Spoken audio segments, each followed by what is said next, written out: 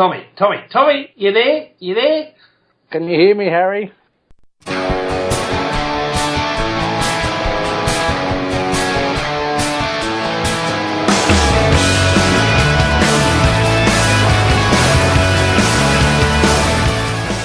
You there, Tommy? Yes, I'm here.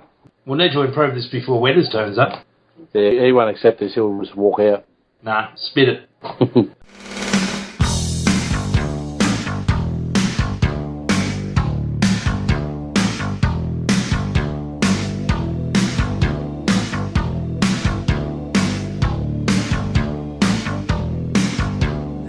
All right, well, take two. Talking of Wetters, Bards. Can't wait till he comes back. He's not coming back, is he? He's only on his way to Germany now. Well, until he gets back, my IQ's filling up with all the recordings of the block for when he gets back. He'll be back before the next series of The Voice anyway. And if people haven't gathered, the joke is Wetters absolutely loathes reality TV. Now, on to some of our favourite stuff. Game on Sunday. Scores, Bards?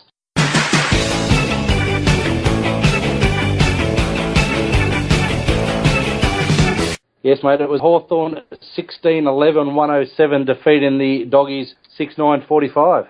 And the goal kickers?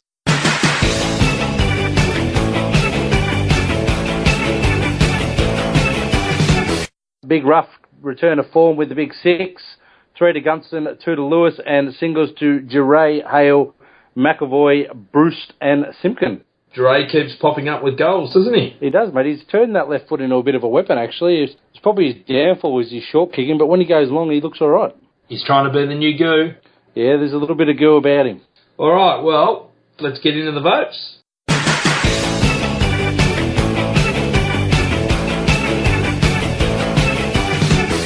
All right, mate. Now, you tried to preempt my votes during the week on the forum there or on the Facebook group, but I'm doing my own thing because that's the way I roll. So 5 votes, Liam Shields. Beautiful game, 28 disposals, 12 of those contested, 7 clearances, 8 tackles and 4 score assists. Beautiful game from a midfielder. 4 to Ruff, 3 to Langers. He was great. His second half and his last quarter especially. Did burn the ball a little bit though. 2 to Birchall and 1 to Lewis.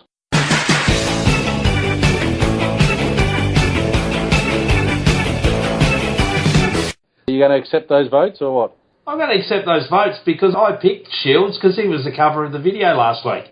Yeah, you must be onto something there, mate. He was very good. He was, and so was Langers, wasn't he? Yeah, Langers was great. He actually backed himself a few times to sort of break away from the pack, and mainly handballs, but very good at giving us first use. You start to get excited about our midfield of the future. Langford, Woodward, looking quite good. Yeah, add Hallahan to that, who was pretty good when he had an opportunity. Hill and obviously Smith will be the outsides for years to come as well, so there's still plenty to like. Yeah.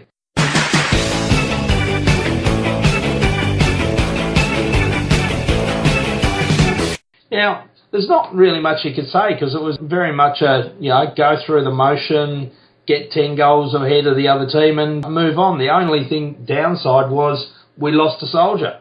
Yeah, we did, mate. Big Jack's gone down with what looked like an ankle injury, but the club's reported it as a medial knee strain. So 2 to 3 weeks, probably not a bad time for him to have a rest. Hopefully he's back ready by the last round to have a crack coming into finals. I'm convinced by this we've got another soldier because when he went down, normally you'd be really nervous. I just went, oh, well, there's another bloke down, there's another bloke to come in. Well, it's probably right, mate. I don't think we've had the same side 2 weeks in a row this year with the run we've had. And look, to be honest, it probably gives Shoemakers another week to prove himself as a forward. Without Jack there, he'll maybe get a bit more ball through him. We'll see what he can do. But, yeah, we'll just have to find a way of managing as we have done all year.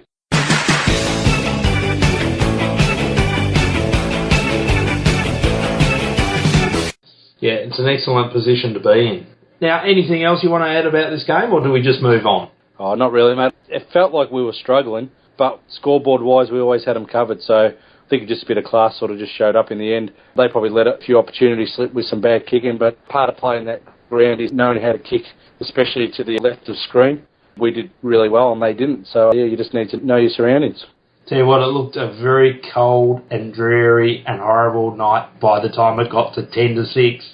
Yeah, it started off all right. There's plenty of sunshine around, but I've sort of wondered why they never play a night game down there. But having been down there, it's you don't have to wonder too hard. It does get pretty cold pretty quick.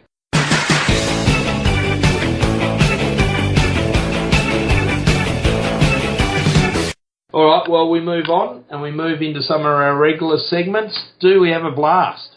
No, nothing to blast this week. I'm pretty happy with our lot at the moment. We'll just keep on keeping on. We've taken top spot. It pays to be positive, so I'll be happy. Sunday, Monday, happy days. Tuesday, Wednesday, happy days. Thursday, Friday, happy days. The weekend's done, but I go on, ready to wait for you. All right, well, I've got a whack.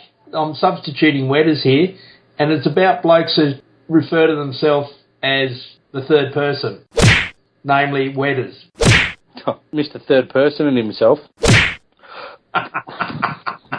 See, in on a Saturday morning with Hutchie and Pickering, but they have their little segment there, Third Person of the Week. And James Brayshaw is the biggest offender, but I think Wetters would probably give him a run for his money the way he's been going this week. Exactly. He won nearest to the pin, and he thought he could third person himself. Yeah, and not on. And when I called him on it, he just went with it again.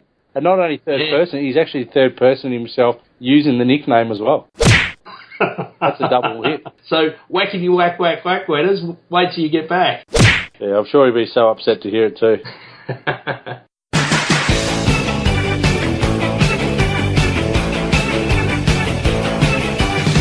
Well, no fair sucking the salve, no suck it up princess, nothing else I can add here, buds. The whack was enough. No Tonk of the Week? Oh, Tonk of the Week. Oh, we won. It was pretty innocuous, that commentary team, wasn't it? Yeah, they weren't too bad. Actually, I liked a couple of things they said. One made a call that they thought McAvoy could be hugely important coming into the last 4 weeks of the season, and I hope they're right, because if he fires up, he started taking marks on the weekend, pushed back and took a couple, pushing back, went forward and took a couple. If he starts doing that sort of stuff and plays as he did on the weekend, we're going to be looking good. I'd have to say, though, there's a real decision here, because I'm not convinced Hale's up to it, and that Segler should probably be back. Yeah, I think maybe David's probably got one more week this week, especially without Gunston there. I guess he maybe gets a bit more opportunity while he's forward, but he's really got to perform. I'd say Segler was resting. They did play him in the seconds, though. If Hale can claim the spot, well and good, but otherwise play the kid.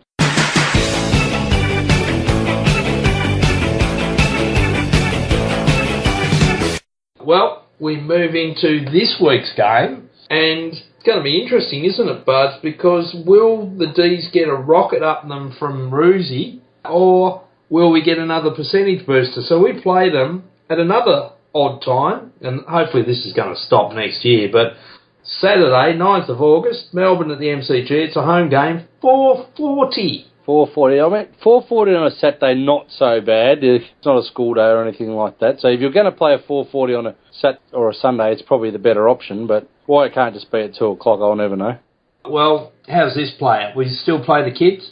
Yeah, I don't think we'll have too much change from what we've got. You might see a bit of the swapping around with, you know, the Woodwards and Simpkins and those last couple in, but Mitchell will probably come back, and I'd say Smith will probably come back as well. So there might be a couple of little changes there.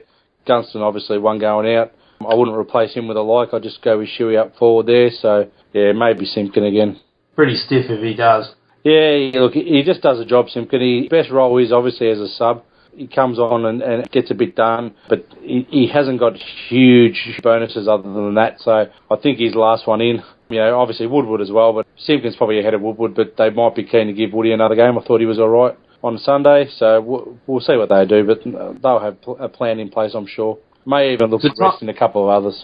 Yeah, I was going to say, is it time to rest someone like Burgoyne, because he's played most of the season? Yeah, Burgoyne, even Hodge. What's coming up after this week, we'll have 3 6-game breaks in a row. We play Saturday night this week. We go to Perth and then we play Geelong and Collingwood, and it's the game 6 days in a 6 in a 6. So that's the injury window. Not that every other week isn't this year for us, but yeah, I'd be looking to maybe give one of those blokes a rest and reduce a bit of load before those last 3 games that are going to be hugely important.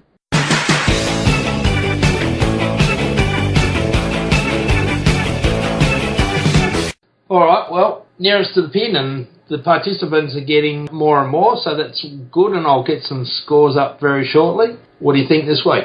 Mate, I'm pretty positive this week. I'm going to go with 4! 65 points. This is going to be interesting, because I'm going 4! 67. Oh, Mr. Pessimistics actually think we got a chance this week, does he? Just remind the listeners what you went last week, Grant. 17. 17, so you're only out by, what, 50? It was a dreary day. I could have been right. It was looking around about that for a little while until we hit the afterburners in the last quarter. Exactly.